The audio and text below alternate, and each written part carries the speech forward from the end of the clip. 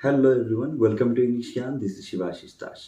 आज का ये वीडियो किसी ग्रामर के टॉपिक पे नहीं है, ना कि किसी पोएम या प्रोज का एक्सप्लेनेशन है। आज का ये वीडियो एक ऐसे टॉपिक पे है जो कि कई स्टूडेंट्स के दिमाग में अभी चल रहा है। आज का ये वीडियो इस बारे में है कि आप 10th या फिर अपने HSLC एग्जाम के बाद कौन सा स्ट्रीम सिलेक्ट करें, whether it should be science और आर्ट्स और कॉमर्स। बहुत से ऐसे स्टूडेंट्स हैं जिन्होंने अभी तक डिसाइड कर चुका होगा कि उनको कौन सा स्ट्रीम सिलेक्ट करना है, वेदर इट इज साइंस और आर्ट्स और कॉमर्स। लेकिन कुछ ऐसे भी स्टूडेंट्स हैं जिन्होंने अभी तक ऐसा कुछ डिसीजन नहीं लिया है, वो अभी तक कंफ्यूज है। सो ये वीडियो आप ही लोगों के लिए है ताकि आप एक डिसीजन ले सके एंड एक अच्छा और करेक्ट डिसीजन ले सके कि हमको क्या फील्ड सिलेक्ट करना चाहिए। सो कोई एक पर्टिकुलर स्ट्रीम सिलेक्ट करने से पहले हमको कुछ पॉइंट्स ध्यान में रखने होते हैं, जैसे कि हमें ऐसा स्ट्रीम सिलेक्ट करना होगा, हमें वो स्ट्रीम सिलेक्ट करना होगा जिसमें हमारा इंटरेस्ट है। जैसे कि अगर किसी स्टूडेंट को आर्ट्स ह्यूमैनिटीज़ के सब्जेक्ट्स पसंद है, लेकिन वो अगर साइंस में चला जाए तो उसको साइंस के सब्जेक्ट्स नेचुरली बोरिंग लगेगी ही। उसको लगेगा कि अगर मैं आर्ट्स ह्यूमैनिटीज़ के सब्जेक्ट्स पढ़ता तो मैं शायद अच्छा कर सकता था। सो the first thing that we should keep in mind while selecting our stream, that is whether it is science or arts or commerce, is that we should identify our sphere of interest.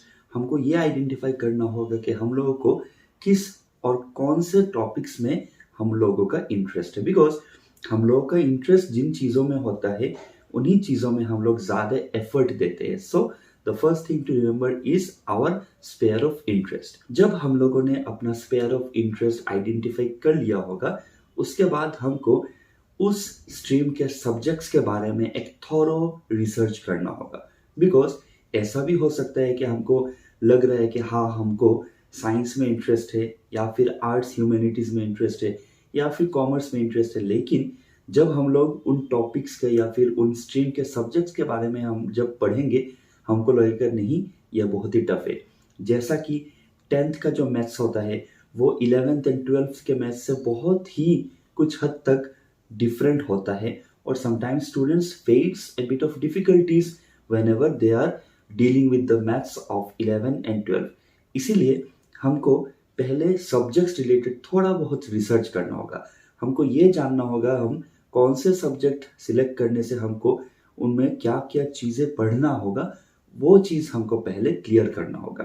Because until and unless we are clear about our subject, it will not give a fruitful result.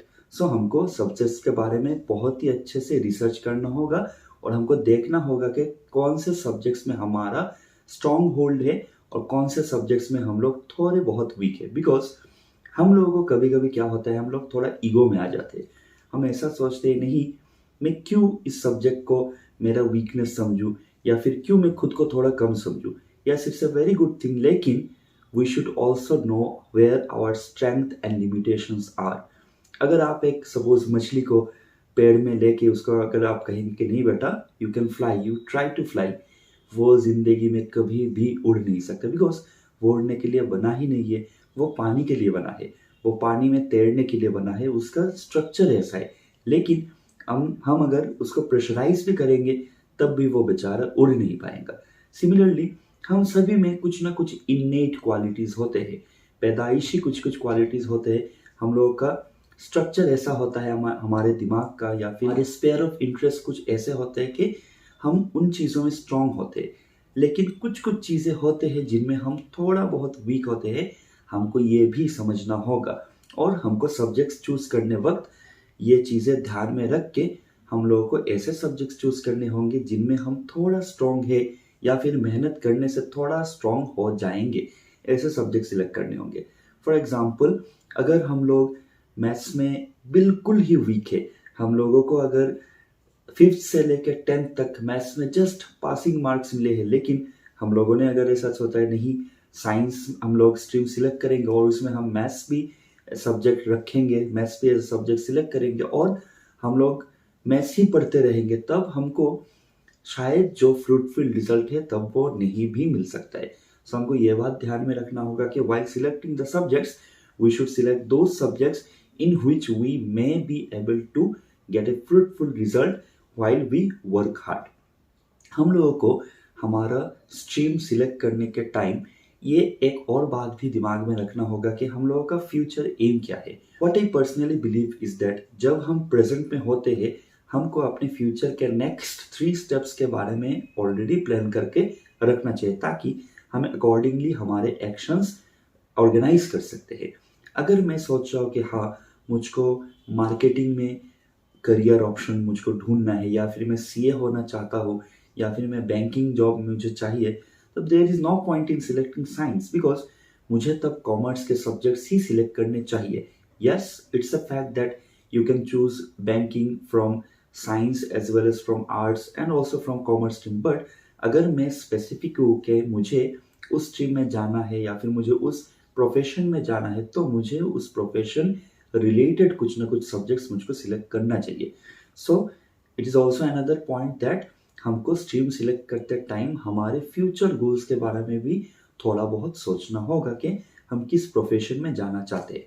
Once you are familiar with the subjects of that stream, तब हमको क्या करना होगा, हमको अपने subject combinations के बारे में भी सोचना होगा. सपोज अगर कोई इंजीनियरिंग के फील्ड में जाना चाहता है तो उसको जनरली उसको वो सिलेक्ट करता है PCM, that is physics chemistry and mathematics. But हमको एक चीज़ भी और ऐड करना चाहिए, हमको साथ में बायो भी ऐड करना चाहिए बिकॉज क्या पता मैथ्स का पेपर कुछ ज़्यादा ही टफ आ गया, क्या पता हमें मैथ्स में थोड़ा कम मार्क्स मिल गया, तब क्या होगा, bio will cover up for it, biology उसको कवर अप करेगा, तब हमारा एचएस का परसेंटेज भी डाउन नहीं होगा. सो हमको ये बात ध्यान में रखना होगा कि सब्जेक्ट सिलेक्ट करते टाइम हमको बहुत ही जुडिशियल वे में हमको सिलेक्ट करना होगा. The next thing to keep in mind is that हमको अपने पीयर प्रेशर पेपर के या फिर हमारे पेरेंटल या सोसाइटी के प्रेशर में आके कोई भी डिसीजन नहीं लेना है. हम लोग शायद देखेंगे कि हाँ हमारा जो बेस्ट फ्रेंड है मे बी ही और she is going for the science stream and मेरे भी अंदर ये फीलिंग आएगा कि हाँ मुझे भी साइंस लेना चाहिए, लेकिन बात वो है कि शायद मैं साइंस के लिए बना ही नहीं हूँ, शायद मैं आर्ट्स या फिर कॉमर्स में मैं अगर जाऊँगा तो ज़्यादा एक्सेल करूँगा.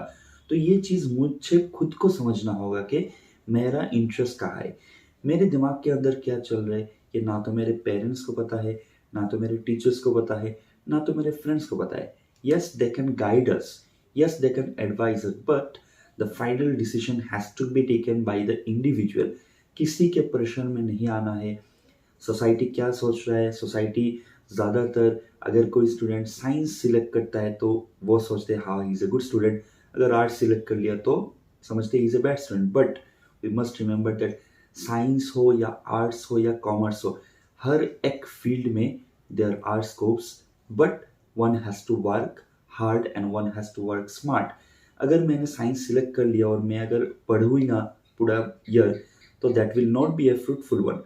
मुझे जो भी स्ट्रीम मैंने सिलेक्ट किया है मुझे पढ़ना होगा, that is the main thing. शायद हमारे पेरेंट्स कभी कहेंगे कि देखो शर्मा जी के बेटे ने तो साइंस ले लिया और तुम आर्ट्स लेने का सोच रहे हो, नहीं तुम्हें भी साइंस लेना होगा, लेकिन ये टोटली गलत बात है बिकॉज हर एक इंडिविजुअल के अंदर कुछ ना कुछ क्वालिटी होता है, उसको वो क्वालिटी एक्सप्लोर करना होगा. फॉर एग्जांपल जब सचिन तेंदुलकर ने उन्होंने खेलना शुरू किया था, अगर उनके पेरेंट्स उनको बोलते नहीं बेटा you should not play cricket, तुम्हें डॉक्टर बनना चाहिए, गो फॉर मेडिकल एंट्रेंस, तब शायद हम वर्ल्ड क्रिकेट को इतना एक स्पेशल प्लेयर मिला ही नहीं होता. सो हमें पहले ये याद रखना होगा कि पहले हमें खुद को पूछना होगा कि हमें क्या करना चाहिए और हमें किस चीज़ में इंटरेस्ट है. So the main thing is that चाहे कोई भी कुछ कहे हमें खुद से पूछना चाहिए कि हमारा इंटरेस्ट किस में है. अगर मुझे साइंस स्ट्रीम में इंटरेस्ट है तो यस मुझे साइंस ही सिलेक्ट करना चाहिए, चाहे कोई भी कुछ कहे, या फिर आर्ट्स या फिर कॉमर्स. बट मैंने जो भी सिलेक्ट किया हो मुझे उसमें 100% एफर्ट देना होगा because until and unless we are interested in that relevant topic it will never be successful. सो आज का ये वीडियो यही तक था. आई होप आप सभी को थोड़ा बहुत हेल्प हुआ होगा कि कैसे हमें हमारा स्ट्रीम सिलेक्ट करना होगा. अगर फिर भी आपको कोई डाउट है, कोई क्वेरीज है तो feel free to ask your questions in the comment section below. So for more such videos stay tuned to English Gyan, keep learning and keep sharing. Thank you.